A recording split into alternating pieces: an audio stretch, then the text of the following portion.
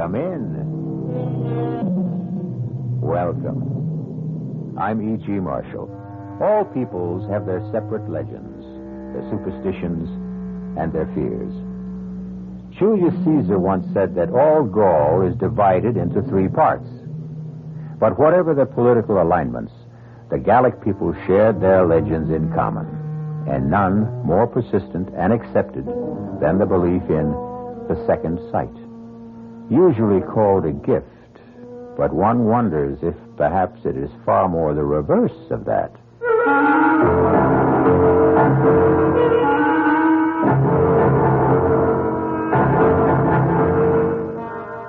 Our mystery drama, The Unearthly Gift, was written especially for the Mystery Theater by Ian Martin and stars Betsy Palmer.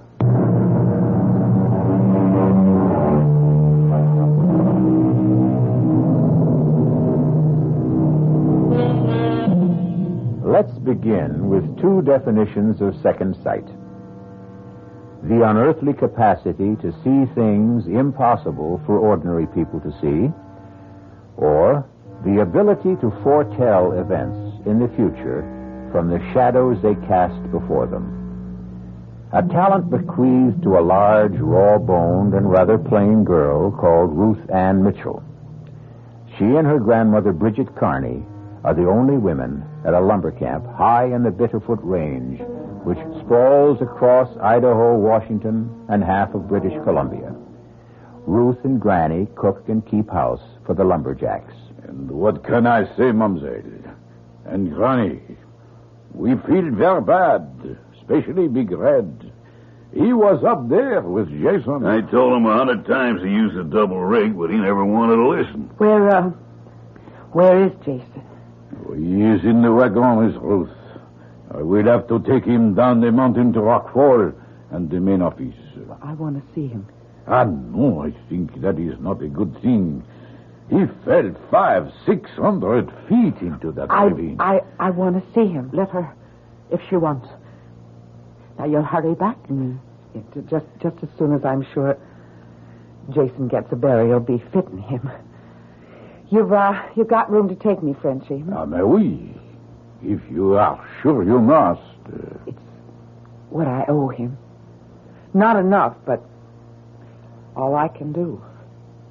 Oh, Granny, if I knew, why couldn't I have stopped it? How can you hold back the hand of God, child?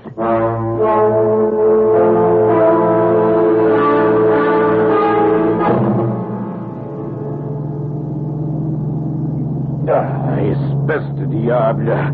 This is one bad road. You want me to drive, Frenchy? You, a woman. Well, I know it like the back of my hand. My daddy was a straw boss at Greenwood's camps, and from the time I was 11, I grew up there. And your father, when did he die? Oh, in the big fire. When the South Slope burned up. And your mother? She died having me. So you stay on with Granny. She is your only family? Yes. All I have to love. And Jason, too, you lost. Jason. Jason was kind to me. Why do you stay at the lonely camp like Greenwood with a bunch of roughnecks like us? Where else would I go? To the city, no, where perhaps you find a nice young man who... Me? A plain, awkward country gal who stands head high or higher than most men and knows nothing but to just cook and to do the chores. Jason did not think you were so plain. What did you mean about Jason when you said you might have stopped it? Well, I had sort of a dream. I mean, hours before you came back to camp. Just when it might have happened. I thought, Frenchy, that I saw the whole thing just the way it happened. My family was from Bretagne in France. We are also like the Irish, what you say, Gaelic. Yeah. There also is the Vue de l'Ombre, what you say, The second sight. That is a gift you have. I don't know, Frenchie. I just don't rightly know. I don't suppose I really ever want to know.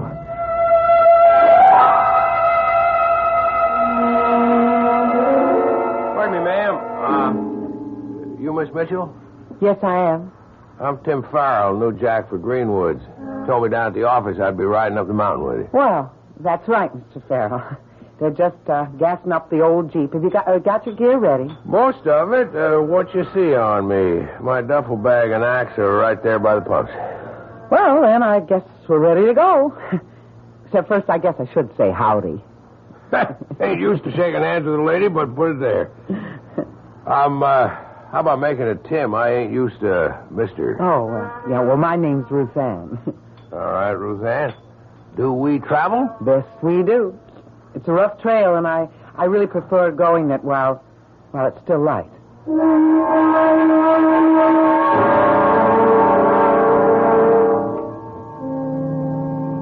This old Jeep handles real nice. You were right about the trail. Maybe I should have let you drive. Well, I knew you figured I shouldn't. It's kind of nice to be a woman and just to sit down. Besides, you handle the Jeep real good. Farrell, You couldn't be Irish. Some generations back, mostly, though I'm just a roving lumberjack. Born in Montana, never been out of 7 northwestern states in the good old U.S. of A. I don't figure you for all of that Irish either. Well, not so much on my father's side, but all the way down on my mother's. Oh, wait till you meet her mother, Granny Bridget. She cooks chow for all you jacks. Good chow? Best you've ever tasted. And I'm in love with her already. Now, what do you do? Well, I help her. Well, now, there's something to consider. If Granny comes through as strong as you promise, I may be half in love with you already without knowing.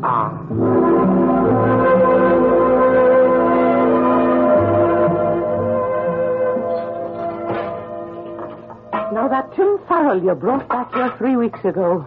He's a charmer, he is. I think so, too. But what, dear? Well, I don't know how to talk about it, Granny. You see something in his future? I don't want to talk about it yet. Yet? It just doesn't come clear. It's a full moon tonight. I reckon I'm just going to walk myself some more before I go to bed. Is it Tim you're going to meet? It's no one at all but my own thoughts. Or maybe just to be alone and remember Jason.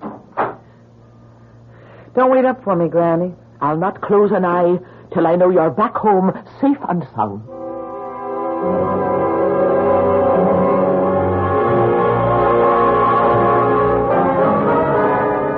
Real pretty moon, ain't it, Ruth? I suppose, Big Red. I kind of hope you figure like I do that it ain't hung up there for nothing. But don't look to me. I'm not your woman. Not now, or ever could be. You'd still shuck me off even with Jason gone? Or with Jason here. You and me have nothing for each other. And don't you make no move to me, even with Jason not here to stand between us. Big as you are, you think you could hold me off if I really had a mind to? Look, I hope I don't have to try. I don't guess you'll have to, Ruth Ann, as long as there are 3 of us. Who asked you here, Tenderfoot? Put out. If I'm not wanted. Ruth Ann? Let's just not make no fuss, all right? I'm on my way back to bed anyways. Good night.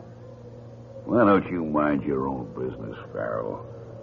I was about to ask you the same question. I'm warning you. You're new on this crew. Don't ask for any trouble. I don't. Just the same, don't push any on me, brother. And lay off of Ruth Ann. She don't like you no more than I do.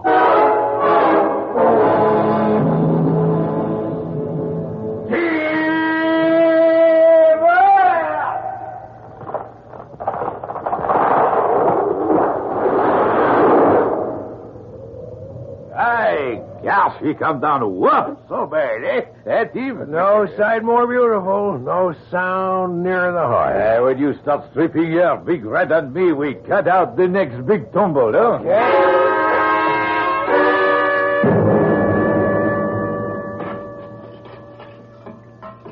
Hand me the big kettle. There's a love, Ruth. Ruth? Oh, I'm sorry, Granny. I was thinking of Tim Farrell. Oh. I thought maybe that walk under the moon last night might not be all by yourself. Did you meet him then? Yeah. Good, I did, too. Big Red was pestering me again, just like before Jason died. You tell him he as much as lays a finger on you, and I'll put broken glass in his grits. Now, don't you let that blowhard bother you. Well, it's not him that I'm worried about, Granny. It's Tim. Why? I'm trying to fight it. But I see it. There's death.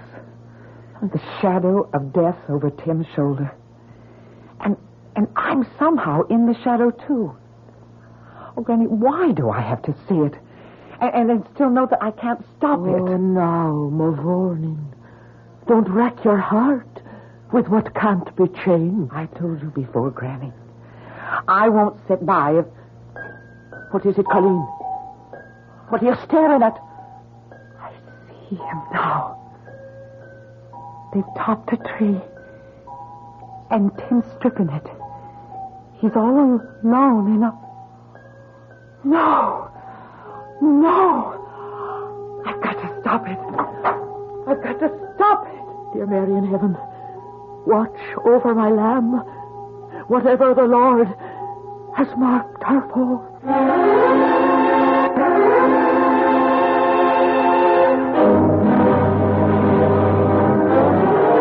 In silent supplication, an old woman prays for the one person she has left to love.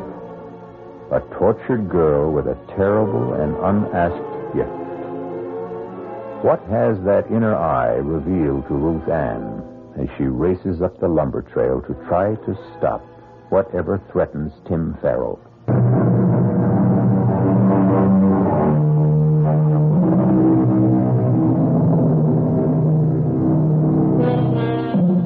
At the stand of trees, the lumberjack crew is thinning out.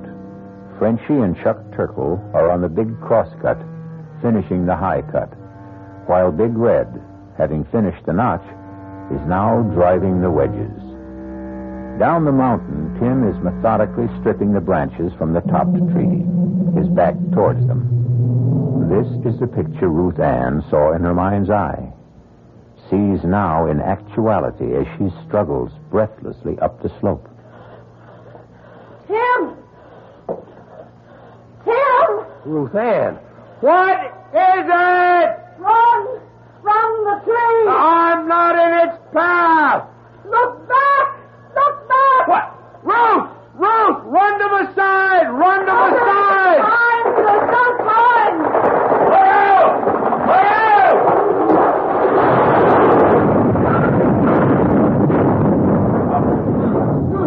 Oh, I sure would never want one closer than that. You are right, Ruth Ann. You covered me with your body. Well, you risked your life to try to save me. I can't figure why we're not playing pulp. That tree was headed straight for where I was standing. What made it turn aside just far enough to miss us? The hand of God. Miss Rose, Tim. How you are, Doc? No, it's all right, Frenchie. I don't know what happened. Wall path was set for 45 degrees off your line. That no good tree. Sure you ain't neither of you hurt? I took a pretty good lick across the back from one of the branches. No, don't move, Tim. No, I can't keep lying on you. I know Miss Ruth is right. Charlie has gone for the stretcher crew. Don't move till they are here. Yeah, but I can't keep lying. I don't mind, Tim. I don't want you to move. You listen to a woman when she talk. If there is something and your back is broke, you move. You risk your life. Why take a chance?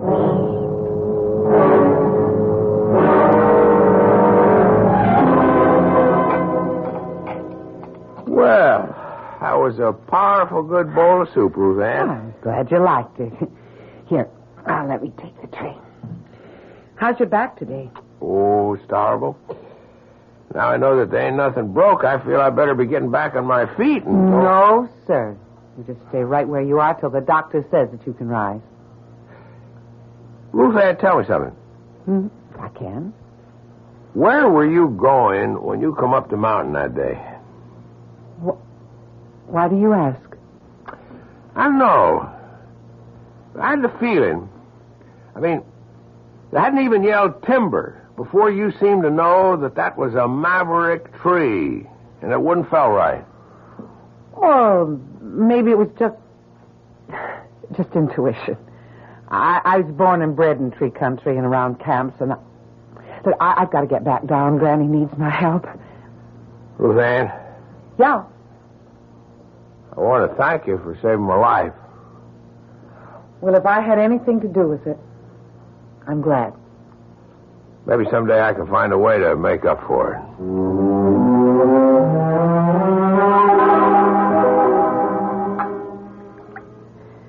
So it's taken you are with our boy upstairs. Tim? Well, he saved my life. I thought it was t'other way around. I mean, with the branch he took across the shoulders would have caught me right across my neck, Granny, and snapped it like a chicken. He's a good lad. Are you in love with him? Tim's not for me, Granny. Or any man. Oh, now, Makushla, what makes you say the like of that? You know, Granny, I don't want the gift, but I can't escape it. It's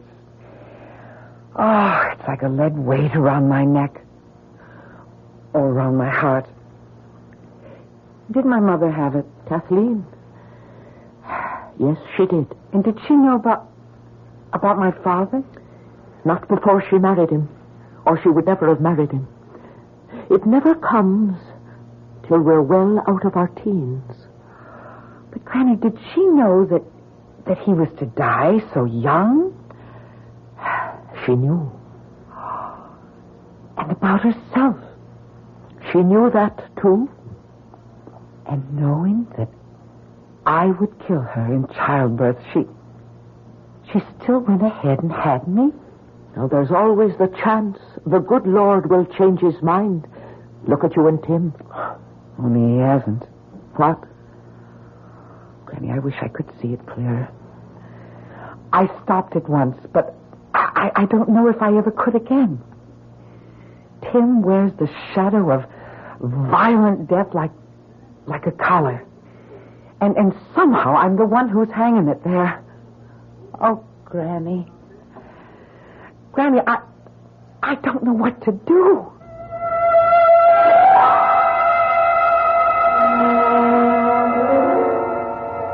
Hey, Tim. Hi, Jack. How's it going? Well, I reckon I'm about ready to come back and pull my weight. I'm getting tired of just chopping firewood. Yeah, it's putting you back in shape, though. I hope. You sure are one lucky tree, Jack. When that big old tree kicked around and started to fall out of line, you was dead at its tracks. And then we seen Ruthann throw up her hands, and by Dad, if we both couldn't swear on a stack of Bibles, that old tree didn't just veer off to the left, so she just missed you. I guess the wind caught her. It must have been. Though I don't rightly remember any wind that day. Chuck, I want to ask you if you remember something else about that day. Well, sure, ask away. You and Frenchie were making the saw cut. But Big Red cut the notch, and he was setting the wedges. Right? Oh, yeah? And that tree was lined up to fall due south? Yes, sir, Tim. That was the line. And you know I was working away on the east. 45 degrees pretty near out of the fall line. Oh, yes, you were for sure, Tim.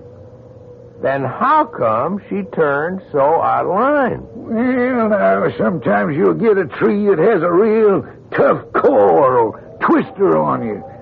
You or Frenchie ever had that happen to you before? Well, no. Not as you'd say, but I've heard tell How about Big Red? Well, You'd have to ask him. Does he go around bragging he can fell a tree on a dime and he ain't never missed? Well, I have heard him say that, but... Yeah, well, maybe I just will go ask him. Look here, Tim. You better watch your step. You get him riled up.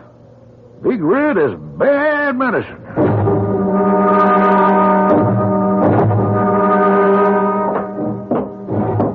Hold it just a minute before you go inside, Chuck. Oh, hi, Big Red. What was you and Tim Farrell getting your heads so close together over up there by the woodpile? Oh, we was just chatting. I seen he was asking you a powerful lot of questions. I'd like to know them questions. And your answers. Oh, Big Red, you're like to break my I arm. might just do that if you don't loosen up. Well, I don't want to make no trouble. Any trouble I'll handle. You talk. Don't leave nothing out. I want every word.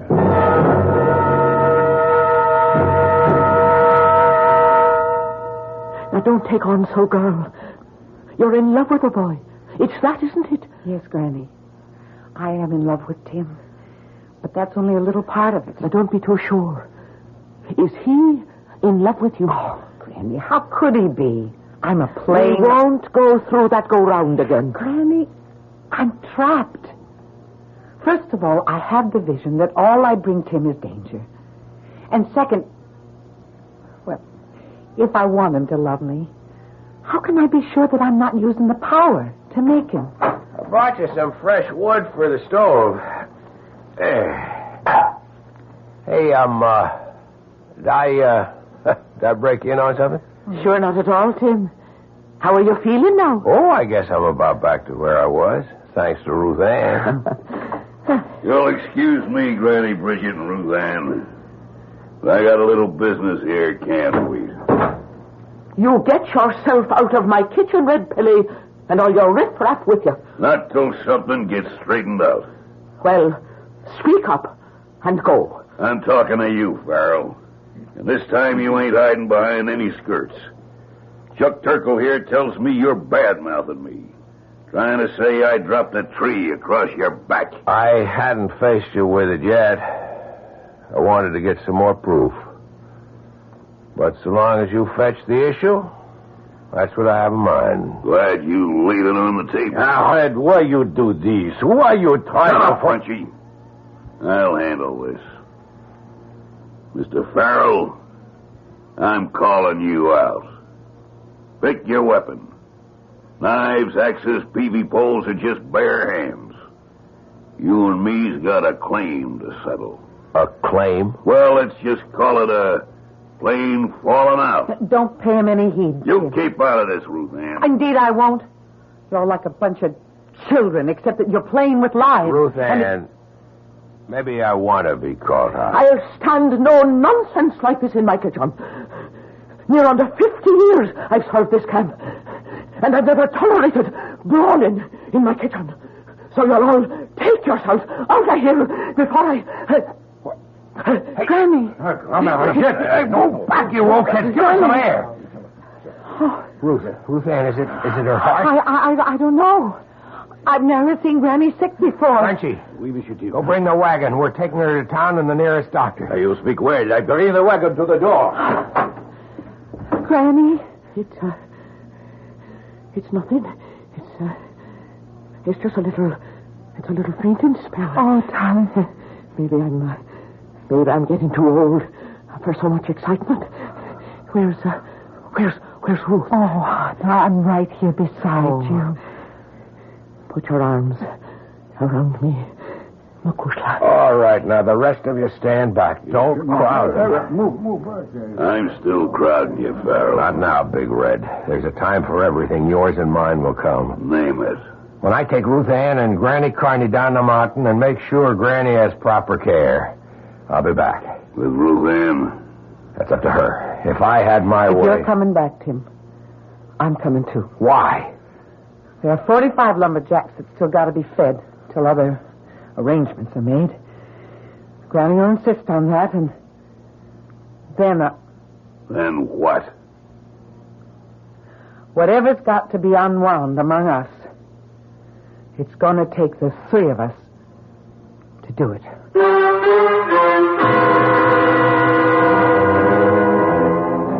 How much does Ruth's second sight now see of the future? How much can she affect it? And how? Is the shadow of what's to come going to engulf her, or can it be dispersed and blown away? Is the unearthly gift something that can prevail against earthly circumstance?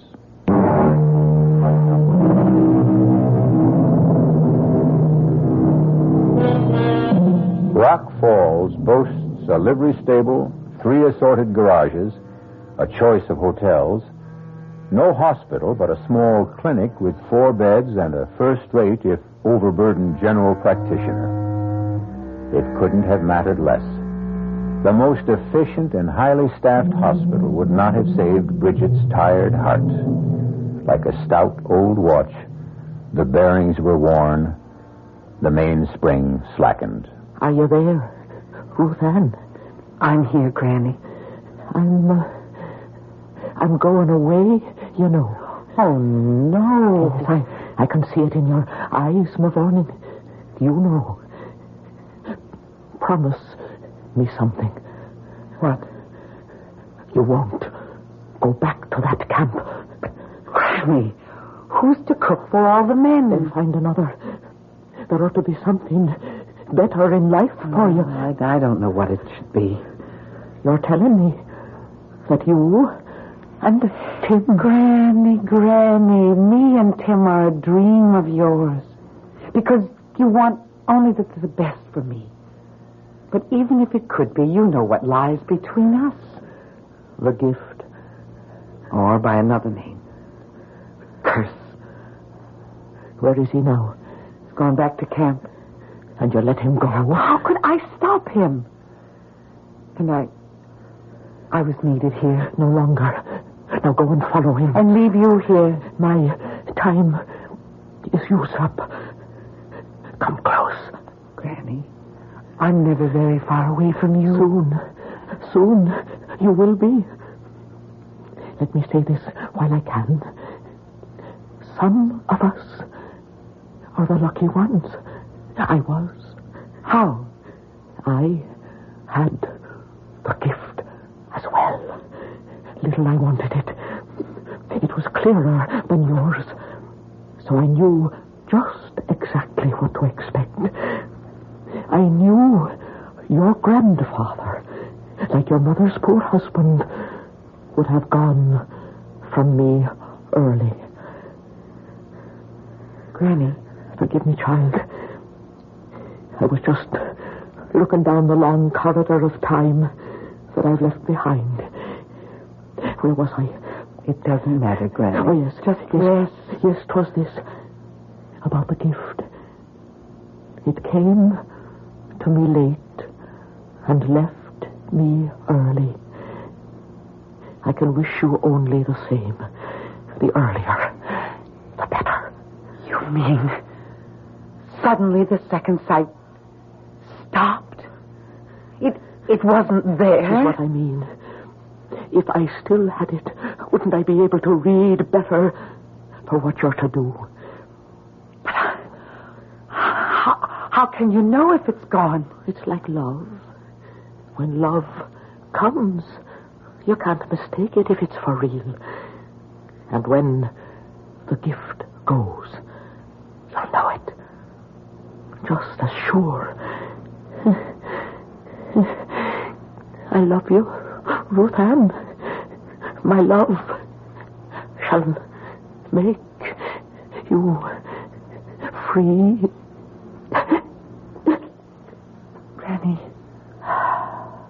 Granny?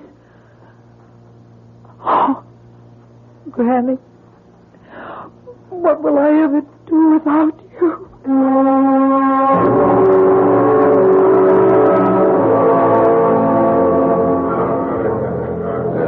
Mes amis, by the old logging roll, this contest is to the finish.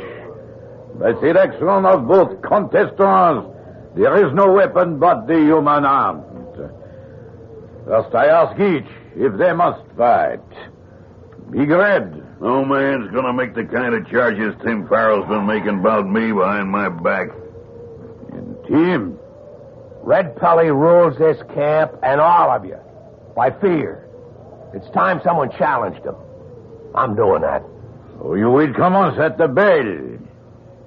Are you both ready? Let's get on with it. Tim. You heard the man. Let's get it over with.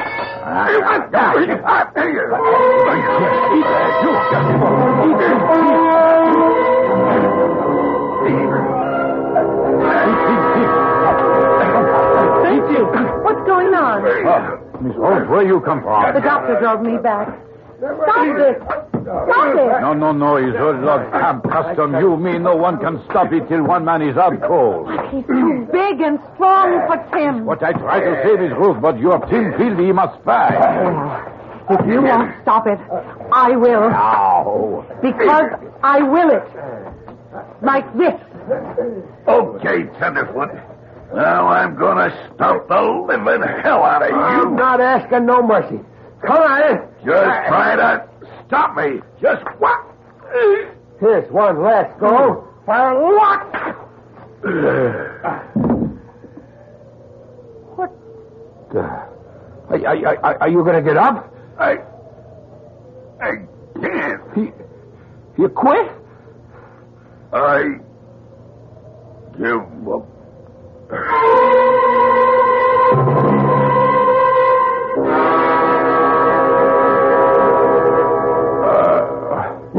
Just take it easy. You're all right. Ruth? Yes? Boy, it seems like I've been here before. Now that Granny's gone and you're okay, I'm going away. Well, if that's what you want. You got your own life to live. My own life. I ain't got the right to say it, but I was sort of hoping that we'd be sharing it. But I got nothing to offer a woman yet. We're just not for each other, Tim. Don't you know? I'm a shadow over you. That it's through me that you're risking your life. Appears to me it's through you it keeps getting saved. Twice. The legend is the third time round fate has to take its course. There's another cook here now, and I'm not needed. Forget me, Tim. Please, just forget me. Sorry, Excuse me, Miss Tim. Rose. Hey, how you feel, champ? Huh? I feel like I got run over by a bulldozer. It'll mend. Something else won't, eh? In the inside. Why did you make Miss Ruth cry? It's kind of the other way around, Frenchie. I guess I took a wrong notion. I wanted to marry that girl. But she does not want to marry you. That's right. Did she say why? I don't know. She got some kind of crazy notion. She's a hex for me. If she say that, then it is one big shame. She must be bad medicine for you. She knows. How? She has le don, the gift. She can read the future. Oh, come on. It is true. How do you think that big tree missed you that day? And how you make Big Red cry, Uncle? The heck with superstition. That's no real problem. What is a problem is that a man needs money to marry. And what do I have to offer? What? Big Red. I was just dragging what was left of me in here to say you whipped me fair and square and the best man won. You say you're leaving? I'll be on my way by tonight. Frenchie, what was that I heard him saying about he wanted to get hold of some money? The poor devil. He wanted to get married, but he has no stake yet. So he wants money real bad, huh?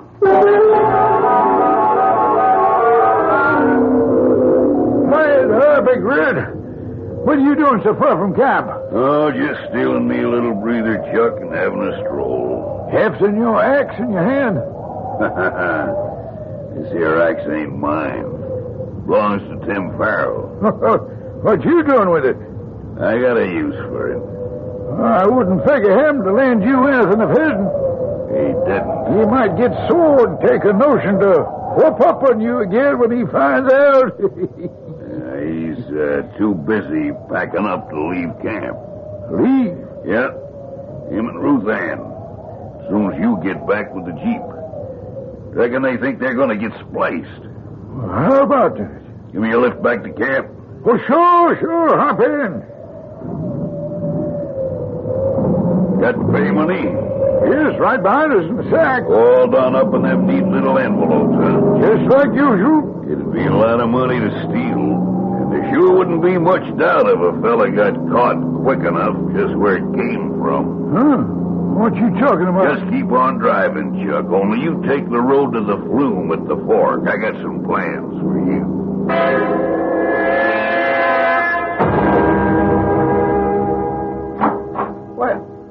What are you doing with my gear, Red? Well, why, I was just going to carry it out to the Jeep for you. I'll handle it myself. What's the Jeep doing outside there? Where's Chuck? I reckon he took the payroll over to the straw wash. You drawing yours? No. And we'll ride over there and pick it up before I drive you and Ruth Ann down to town. She's coming with us? As if you didn't know.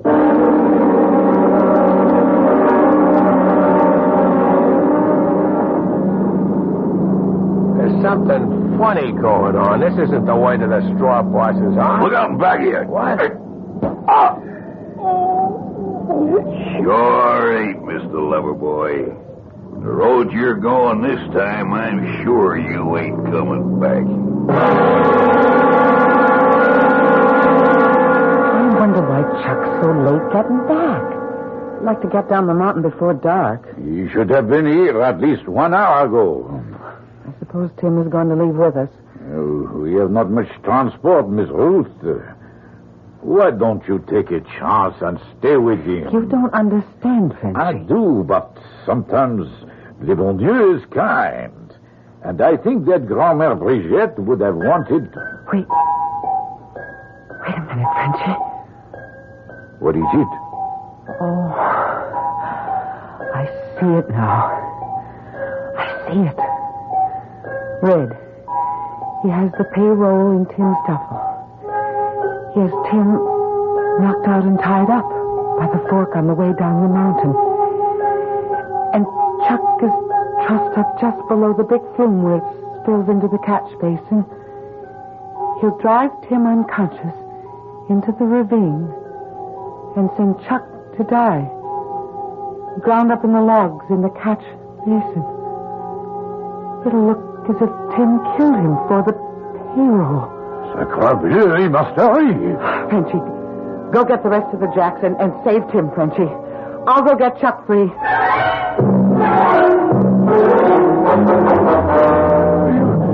You crazy, Red. Like a fox, Chuck. Ain't no woman gonna make a sucker out of Red Pelly. She turned me down for Jason. Well, I took care of him. Climb. Climb? Up to the sluice? Why? I'm sorry, Chuck, but I gotta set this up just right. What are you going to do with Tim's axe? I'm gonna bury it right in your skull, Chuck, so nobody has any doubts as to who... Oh, no, you're not, Red. Who's that? How'd you get up here? Many's the time as a kid when the logs weren't running, I've shooted down the flume. From the camp right to this station. Oh, I knew I had to move fast to stop you. But I can't. It's too late. I've burned all my bridges behind me. Now, worst of all, it's got to be you, too. Oh, but you can't touch me, Red. I have the gift. The gift? I turned the tree aside to save Tim, and I held you back from stomping him. All with the help of God, and now I'm going to stop you again. Run, Chuck. Run. But you... No, he can't touch me. I'm sorry it has to be this way, Ruth Ann. From the beginning, when you first come, you was all I wanted. But you turned me down. What are you doing? I'm going to open a sluice gate. There's 600,000 board feet of logs already on the way down. And we're going with the first that comes. If I can't have you, no one else can. Hey, you hear me? I hear you. You touch Ruth Ann, I'll kill you. Ain't none of the three of us going to stay alive. Come on up. You put down that axe, Red. Until I take your fight. Go, Ruth Ann. Frenchy, I've got his feet. Damn your hideout, split your skull. Watch him. He has your axe. Hang on, Ruth. I've got a peavy pole. All right, Red. You want to give up? Le bon Dieu, we have too many. Stay over the platform, Frenchy. We need room. Hey, damn you! Oh, you spite me! Let go of the peavy, Tim. He's got you with him.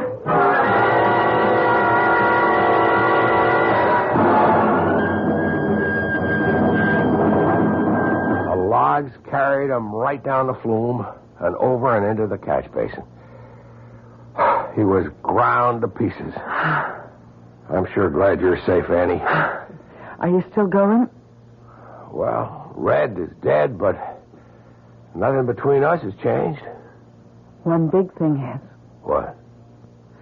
When I thought I had the power to stop Red, I found I didn't, Tim. I just had to rely on myself and hang onto the axe that he was trying to swing down on you. Are you telling me? The gift's gone. I don't have to be afraid anymore. It's a new life. It sure is. What did you call me back then? Annie. That's a new name for a new life. And the one that's going to be my wife's. Come on, Annie Farrell. Kiss me, if you like the name. Anything you want to give me is just exactly what I like.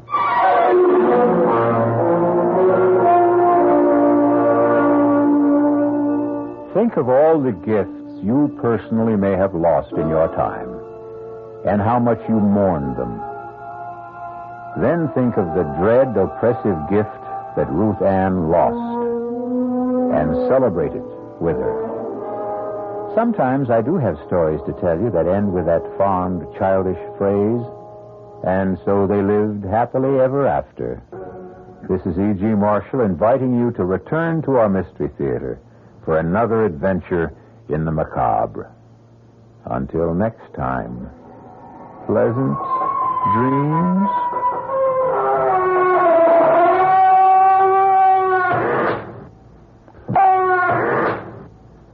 The preceding Mystery Theater program was furnished by the CBS Radio Network. This is WOR New York, an RKO General Station. You've been listening to the OTR Gold Network. Find more classic radio at otrgold.com.